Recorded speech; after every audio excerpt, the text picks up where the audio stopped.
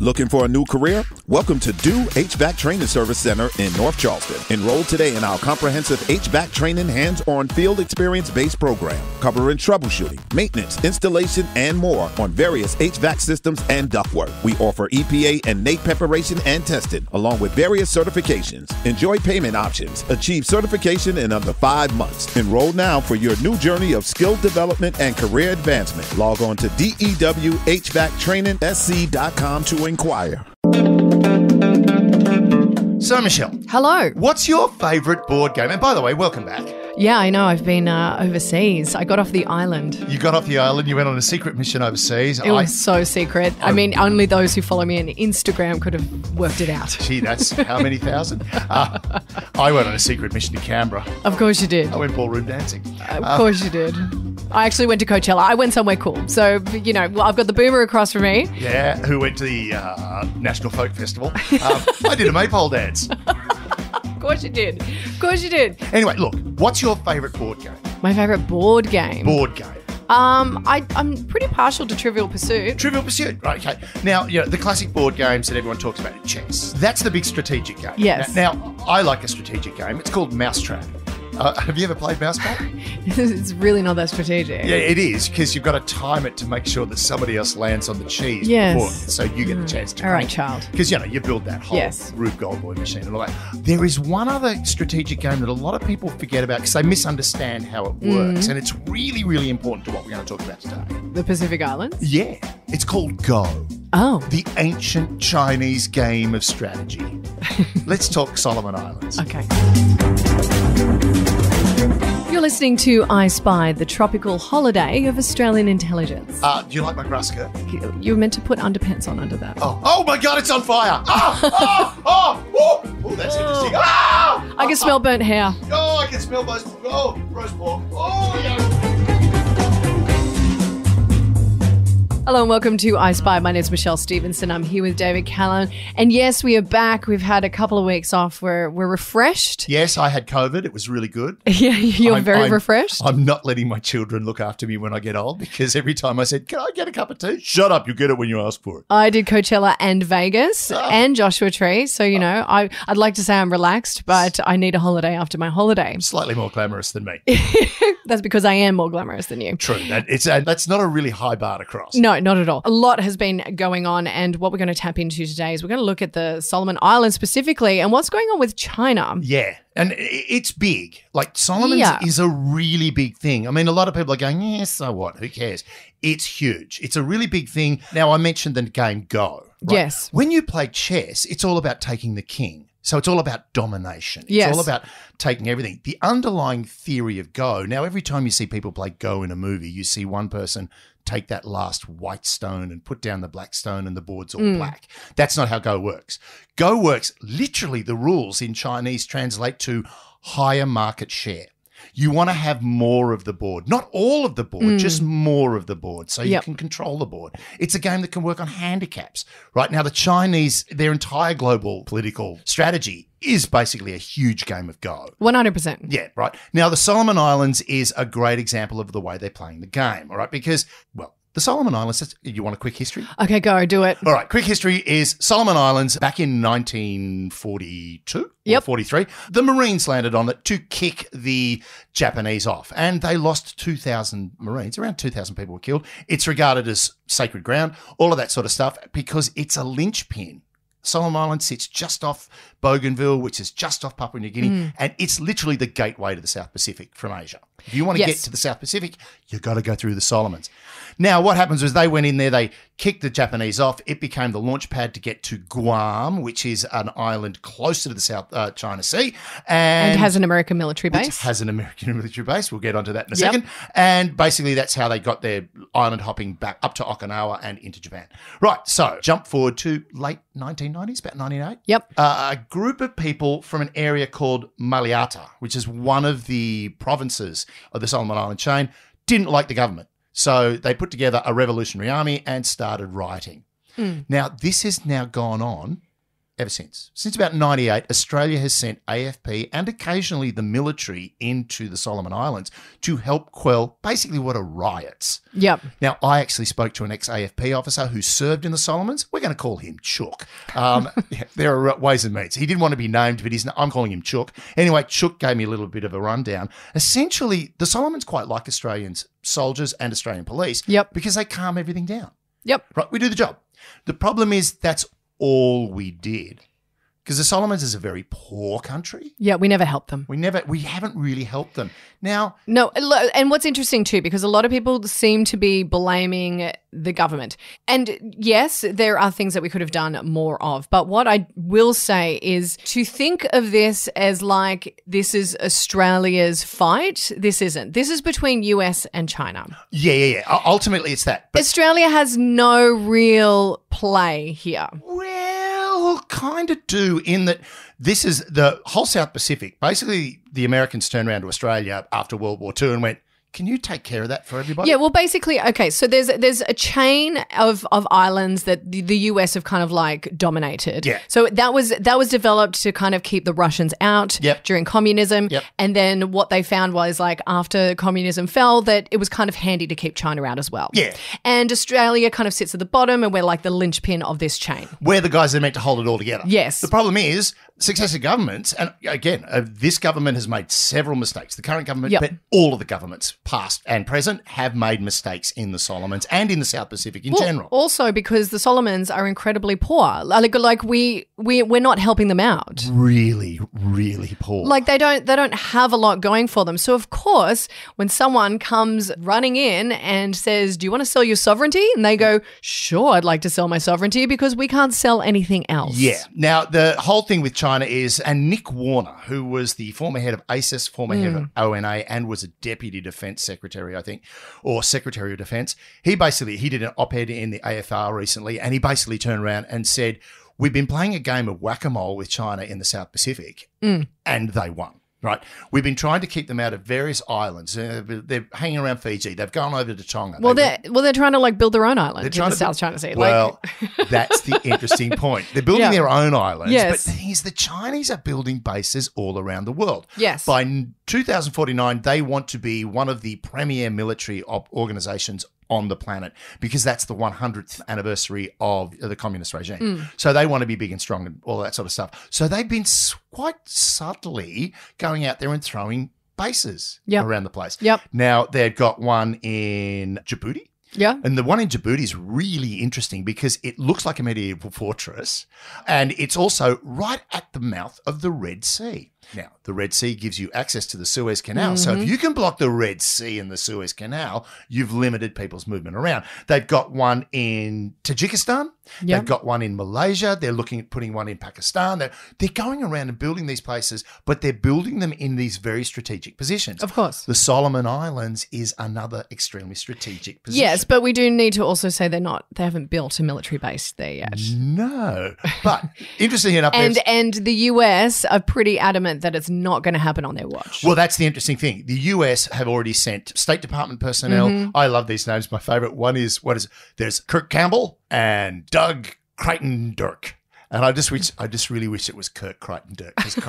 That would be Love how you have this whole thing about names. Crichton Dirk. Because it sounds like a character. Yeah. But they've suddenly gone, geez, let's throw State Department national security personnel at this. This is important. Yes, and our government has been using the terms like friends, neighbours, we're a community watch, like all kind of this rhetoric. But, if you're a country and you're dirt poor, you don't give a crap about rhetoric. You want money. And every so often we go in and we sprinkle some foreign aid at them, which doesn't really help them out of their situation. No. So when countries are like, well, hang on a minute, we'd like to buy your sovereignty. And if sovereignty is your best asset, well, then I say sell it and sell it to the highest bidder. So I don't have a problem with them. Look, I'm very pragmatic about it. Yep. It's like, do I want the Chinese potentially building a base. I don't think they will. I honestly don't think that they will. Well, here's the interesting thing. There are people in the government right now that are saying they've done this intentionally during our election. Oh, no, and that is not true either. But someone's also turned around and said they could build a base in the next 4 weeks. Like, who would, here's the thing. Why would they try to mess with an election when both sides of our prospective governments, Labor and Liberal, have very similar foreign policy outcomes? Like, why? People are so stupid. Okay, well, on the Conservative side, their attitude is Europe. They've used the Manchurian Candidate, which again the intelligence services have said stop saying that. It's not absolutely true. On the Labor side, they don't want to get wedged as being pro-China. But here's the interesting thing. They're both very similar in a lot of what they're proposing in terms of foreign policy, though. Now, Michael Fullilove, who's a member of the Lowy Institute, was basically saying he was in Washington talking to people about it. And basically, Washington went, Liberal, Labor. Same. Also, the other stupid thing is as if China gives a crap. They literally, what we know about the Chinese is they plan 20, 40, 100 years ahead. Their generations. Our election is just not even a blip on their radar. Yeah, it's not. Because of an election time. This happened during an election. Literally everyone's using this as a political pawn. Of course, because you know what? The reason why we're using this as a political pawn is because no one really wants to talk about the real thing, and that is that inflation is really high and that cost of living is really high and that no one can afford to do anything. And no one can buy a house. No. And I can't get a new car because I've got to wait 12 months. Oh, no. If you're Scott Morrison, the whole thing is if you can't afford rents, save up and buy your own property. Yep. Sure, mate. Yeah. And by the way, trans women in sport, don't do that. Also, the whole trans women in sport, that is not a thing. It's not a thing. It's not a thing. But getting back to the issue here. Now, because the Chinese, as you said, they think generationally. Yes. Right. They don't think in terms of... And they want to break this chain. Now, they want to break the chain. They don't want to live under a US hegemony. But also, I mean, they've done one thing in Africa, which is really interesting, and that's what everyone should be looking at now, is Equatorial Guinea. Yeah. Ever heard of Equatorial Guinea? Yes, I've heard of it. Just under what I like, because I always think of Africa looking a bit like an elephant's head. Yeah, of course you do. Equatorial Guinea's sort of like the ear hole. Right. Well, what they've done is they've gone, hey, guys, you obviously need a bit of help.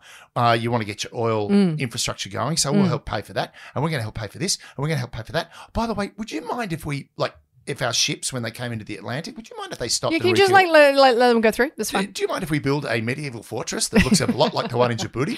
It looks a lot like a military base, but it's not. It's not. It's just a dock. Yeah. But we want to keep the riffraff out. And there'll be guns, but it's not a military base. Well, interestingly enough, Nick Warner talked about how he was in Djibouti and he saw the Chinese base. And he said the weird thing about it was it does look like a medieval fortress, castellated walls and watchtowers. But he said what was really funny is all the soldiers with binoculars just watching him as he walked past. That's so it was like, dude, what am I going to do? The other thing about Djibouti is it's very close to a US base called Camp Lemonnier. Now, Camp Lemonnier keeps saying, the Chinese are trying to interfere with us. And the Chinese have sort of turned around and went, you keep sending planes and drones over us. Yeah. Now, quite a few, and this comes back to Australia, quite a few American pilots have been injured from lasers. Every time they fly over this military installation, they come back half blind because they've been dazzled with lasers. Sound familiar? Yeah, it does. Right? So even though the Chinese have denied it, and the Chinese always will, the Chinese are basically saying, look, until there's proof in the pudding that we actually did this, and it comes down to the Solomons and the base, until there's proof in the pudding that we've actually built a base, shut up. Right? Yes. Leave us alone. It's not happening. Yeah, exactly. And that's the thing with the Solomons. But also, I think Australia has this whole thing where we like to make it all about us. Yeah. When in actuality, it's not about us at all. Exactly. I mean, the problem we've had is we were meant to be, the gatekeepers. The gatekeepers. We were meant to be the sheriff. Right? Yeah. And we've done a pretty crappy job, to be honest. We've done a very crappy job. Well, the only thing is we've only paid attention to the places that we can actually get stuff from, like Papua New Guinea. Oh, we can get all your minerals. Yeah. Here's a little bit of foreign aid. We'll give you some pipes. And we'll take all of your resources. And we'll take all that copper because we're building an NBN. Yeah. But here's the other thing about it, and I think it's really important, is Australia dropped the ball because Australia wasn't looking at it. Yeah, right. Of course. Eyes on the ball, and you'll catch it. But Australia's been going, oh, there's something going on in Iraq. We've got to step up. Also, we've been like COVID. But this is going right back. So whenever something's happened, Australia, America's going in, we'll go in. It's like, well, America probably would have appreciated if Australia went, look, we wholly support what you're doing to kick Saddam Hussein out back in the the 90s. But right now, we're going to focus on our region. And that's the problem. No one's been focusing on it. The French haven't. The French have a hard presence down here. They've got about, I think it's 6 million citizens, like because of Tahiti. They've got a large presence in the South Pacific that they wanted to protect. But they've also gone, let the Australians do it. They know what's going on down there. And we've been exceptionally patronising with it as well. Oh, 100%. And so from a security perspective, like how much of this should we have seen coming, and did we not choose not to do anything about it? Now, I got a question from one of our listeners on the Twitter feed at iSpy Podcast, if you'd like to join us. Brad. Now, Brad asked this question, long-time listener, first-time messenger. Can I request a topic? I feel like I'm calling the Love Song Dedications radio program. Hello, Brad. Welcome to Love Song Security Questions. Oh, my God, you've been dying to do this. I have. I actually practiced. With recent news of China's diplomatic incursion into the Solomon Islands, there is a talk in journalistic and commentary circles that there's an intelligence failure that Australian government didn't do anything. I'm almost certain our intelligence service had briefed various ministers about this. I'm sure they have. Including the Foreign Minister and the Prime Minister. Mm-hmm. My question is, what do you do when your decision makers aren't listening? Brad, gold star for you, mate. You've been listening.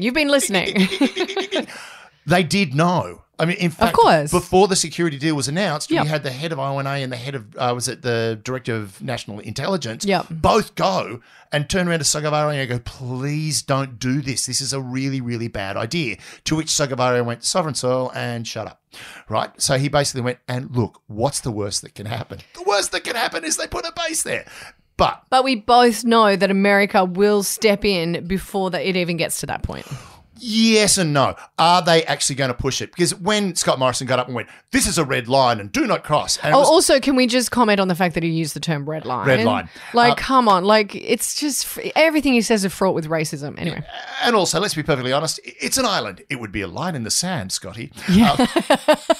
A line in the sand, please. And also, he likes, as we know, he likes going to tropical islands, right? Hawaii. Why didn't he go over there? Because it's not Hawaii. It's the Solomon Islands, right? Oh, poor people. So the whole thing is, when he said that, it was a really stupid thing to do. Because basically China are going to go, what are you going to do? Right? You've got 6 antiquated submarines. You don't know when you're going to get your new ones. You don't even know what you're going to get and who you're going to get them from. Everything about this was really badly handled on the political side. On the intelligence side, they've known for 20 years that this is a major problem in the South Pacific. Right? And they've been saying, guys, Solomon's Islands, Afghanistan, guys, Solomon Islands, Syria, guys, Solomon Islands, the South Pacific, it's right there next door. It's ripe for the taking. It's 1,600 kilometres from Queensland. And, Queensland, we even want to look after you. So the whole thing is intelligence knew and would have been advising. To answer Brad's question, this is not a rare fact. When intelligence turn around to the government and go, this is going on, you need to do something about it. And the government go, no. Because there is the whole idea of political expedience. The classic example was Andrew Wilkie, when he was a member of ONA, standing in front of the ONA/ASIO building and going, the intelligence about weapons of mass destruction is wrong. This is not what the intelligence is saying. What the government is saying about this is wrong. Don't do it. And, of course, they went, shut up. We're going to go in there because it makes us look good, right? Well, it didn't make us look good. It made it look kind of lame in the end.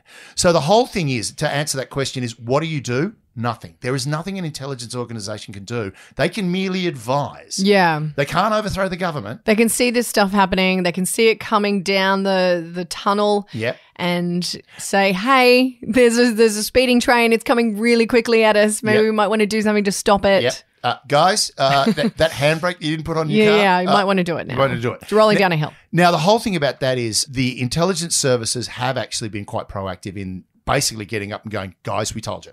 Right, they have. You've had the head of ONA, the head of DNI, you've had Nick Warner, you've had all of them step up at some point in time and go, we knew this was going to happen and we told you so. Yeah. Right. The fact that the government and preceding governments, right, they have all gone, yeah. The other problem is climate change. It's devastating these Pacific Islands. Yeah. And the video of Dutton going, time doesn't really matter when the waves are lapping at your door, that stunk to high heaven in the South Pacific. So we're not the good neighbour. And look, we're not. We expect everyone else to be the good neighbour, but we're the shitty neighbour who throws the rubbish over the fence. Yeah, who lets his 18-year-old son have a really, really loud party, which upsets one neighbour, and that one neighbour goes nuclear and decides to take it up. All with right, the body I think we've gone into your life now. It's a great example. Yeah, because they should have known. They could have seen that an 18-year-old was going to have a party if I was away. Yeah. I am the Solomon Islands. Yes. So look, the practical upshot is this, and before we go any further, a couple of other things that have developed recently. Yeah. There are people in the government that have accused Sogavare and the Solomon Islands government of taking bribes. Well, of course. To which they've gone, no, not at all.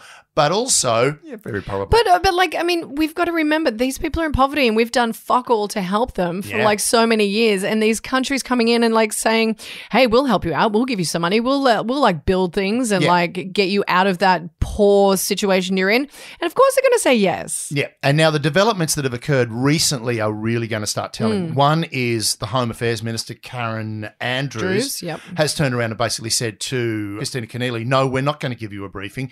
Kristina Keneally is the shadow Home Affairs Minister. She needs a briefing on this. But they're going, no, you don't need to know the intelligence. I mean, to be honest, both those women need to stop being in politics. Yeah, but bottom line is the shadow minister needs a briefing. It is important that the shadow minister for any department needs a briefing on well, this. particularly like when we could potentially have a different government. Yeah, right. That's one thing. You don't want them getting that the day they walk into the office. Exactly. You want them pre-prepared. Yep. The other thing that's going on is the Australian Defence Force have basically said we're not sure if we can send people in anymore because we don't want our guys working next to Chinese guys because now we've got two split forces, and what happens if they start fighting each other? Personally, if the Australian Defence Force or whoever the spokesman for the Defence Force was think the Australian Defence Force is so well-disciplined that they'd get into a fight with the Chinese army is kind of scary, but also the Chinese army aren't going to do it either, right? They don't want a war with us. They don't want a war. They just want to rattle their saber. Yeah. The other thing that's going on is the big worry is with Chinese riot police and soldiers in the Solomon Islands. The Australians had a really, really good relationship with the Solomons. It was 70% of Solomons love the AFP, right? So what happened was when a riot would break out, we were culturally aware of what's going on. And this Chook would tell me that what they do is one guy would stab another guy in a riot. Now I need to stab you back. Right. And it's like, stab him. And it would be in the thigh or in an arm or, it's like, bink, bink, right, good. Let's all sit down and have some kava and chill out. And it was literally like that. You satisfied? Yes. You satisfied? Yes. Good. Done. Right. Right. The Chinese have got a reputation of being a lot more brutal. Of course. With dealing with this kind of unrest. Another thing is there are groups in the Solomon Islands, particularly in Maliata and in Guadalcanal. They're really concerned that there's going to be all of this money coming in, right? But it's not going to go to them. So interestingly enough, during the most recent riots, what was burnt down? Chinatown in Honiara. Oh, wow. Yeah, right. Okay. So there's all. So the sentiment there isn't quite pro-Chinese. No, not at all. That's going to be the problem. Is now you're going to have anti-Chinese sentiment swelling up.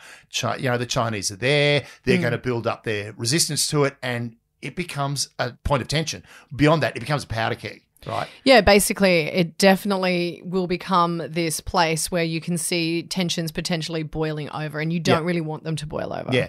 And we've also had problems. Our High Commissioner to the Solomons was there helping with COVID, then came back to Australia to do a debrief and then got a back injury and couldn't go back to the Solomons. Okay. So we didn't have our High Commissioner on the ground at the time. Yep. Right. So the ball's been dropped by DFAT, the ball's been dropped by Defence, the ball's been dropped by the government. The intelligence, actually it hasn't been dropped by Defence. That's wrong of me to say.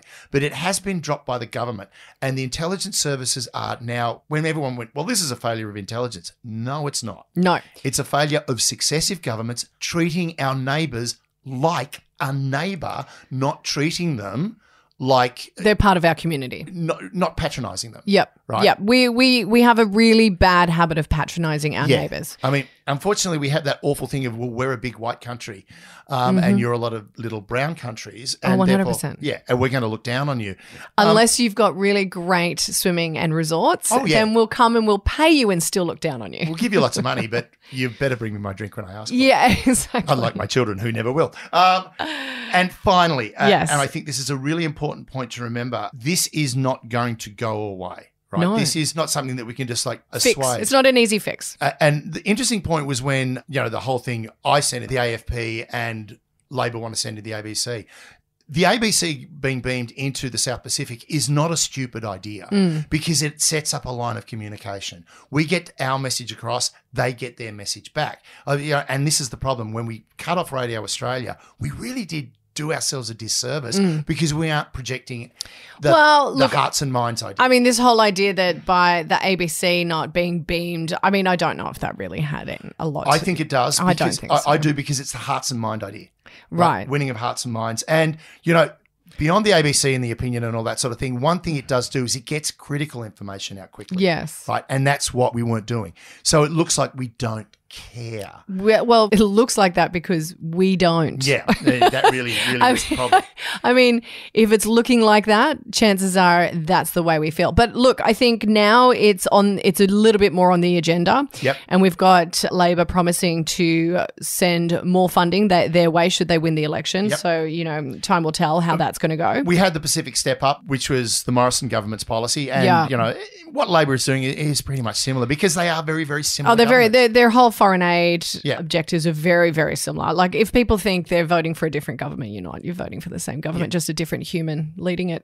But the really interesting thing about this, and it goes all the way back to the Go analogy, the analogy of the game of Go, is one of the things with Go is that ability to be looking like you're doing something in one place and you're doing something somewhere else. Yep. Trick of the eye. Yeah. It's sleight of hand. It's all distraction.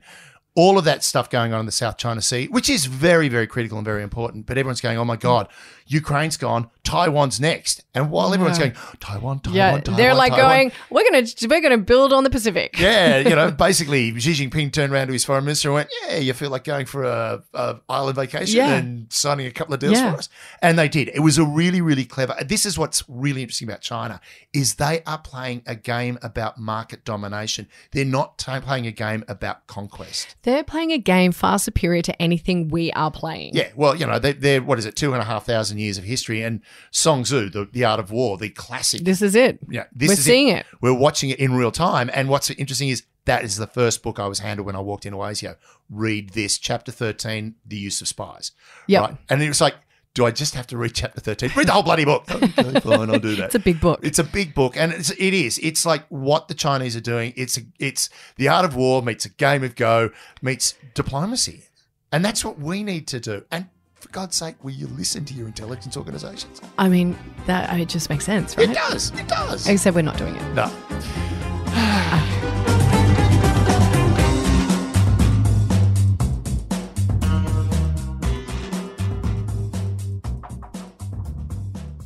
Looking for a new career? Welcome to Do HVAC Training Service Center in North Charleston. Enroll today in our comprehensive HVAC training hands-on field experience-based program, covering troubleshooting, maintenance, installation, and more on various HVAC systems and ductwork. We offer EPA and NAEP preparation and testing, along with various certifications. Enjoy payment options. Achieve certification in under 5 months. Enroll now for your new journey of skill development and career advancement. Log on to dewhvactrainingsc.com to inquire.